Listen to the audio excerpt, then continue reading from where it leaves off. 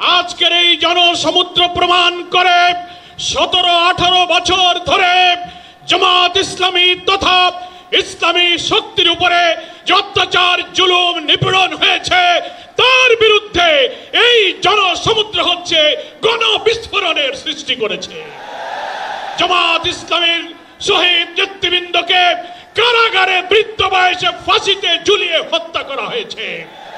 মজলুম বৃদ্ধ নেতাদের কারাগারে তিলে তিলে তাদেরকে হত্যা করা হয়েছে। জামাত ইসলামের নিবন্ধন কেড়ে নেওয়া হয়েছে, প্রতীক কেড়ে নেওয়া হয়েছে, ক্রস ফায়ার, আয়নাগর, রিমান্ড, হাজার হাজার লোকদের কারারুদ্ধ করে দুনিয়া জানে বাংলাদেশের মধ্যে সবচেয়ে মজলুম হচ্ছে জামাত ইসলামী।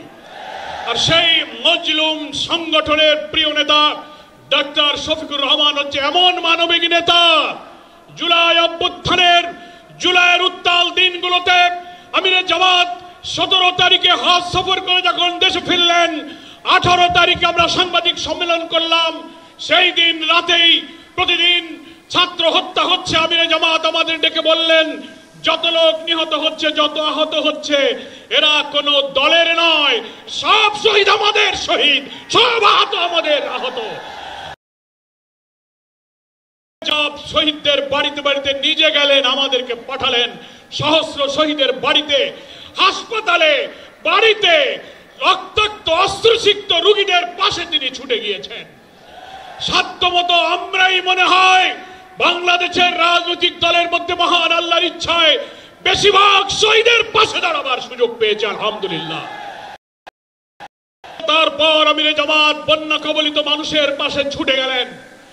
পূজা আসলো, হিন্দু ধর্মাবলম্বী খ্রিস্টান সব ধর্মের নিরাপত্তার জন্য তিনি নির্দেশ দিলেন তাদের পাশে দাঁড়িয়ে যান। জামাত শিবিরের কর্মীরা তাদের ধর্মীয় প্রতিষ্ঠানগুলো পাহারা দিতে শুরু করেছে। ফলে হিন্দুদের বাড়িঘর দখল, অত্যাচার নির্যাতনের বিরুদ্ধে তিনি না করে পাশে দাঁড়িয়ে তাদের ঘর বানিয়ে সাহায্য করে তাদের মানবিক সাহায্য তিনি করেছেন। আমার প্রিয় নেতা হচ্ছে জাতীয় মানবিক নেতা। তিনি বাংলাদেশে মানবিক সমৃদ্ধ বাংলাদেশের জন্য একটি জাতীয় ঐক্যের ডাক দিয়েছেন। আল্লাহর আসমান থেকে নাজিল হওয়া কোরআন এবং সুন্নাহ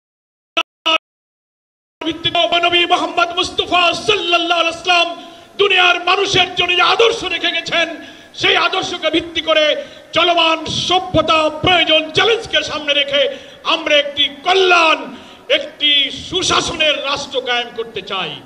তাই আসুন ডক্টর শফিকুর রহমানের ডাকে সাড়া দিয়ে জুলাই অভ্যুত্থানের চেতনাকে ধারণ করে আগামী নির্বাচনে দাঁড়িপাল্লার পক্ষে তরুণ প্রজন্মের প্রথম ভোট দাঁড়িপাল্লার পক্ষে হোক। এই স্লোগান তুলে নতুন বাংলাদেশ বিনির্মাণে আমরা ইসলামী এবং দেশপ্রেমিক শক্তিকে ঐক্যবদ্ধ করি। আল্লাহ হাফেজ। বাংলাদেশ জিন্দাবাদ, জামাত ইসলামী জিন্দাবাদ। আসসালামু আলাইকুম।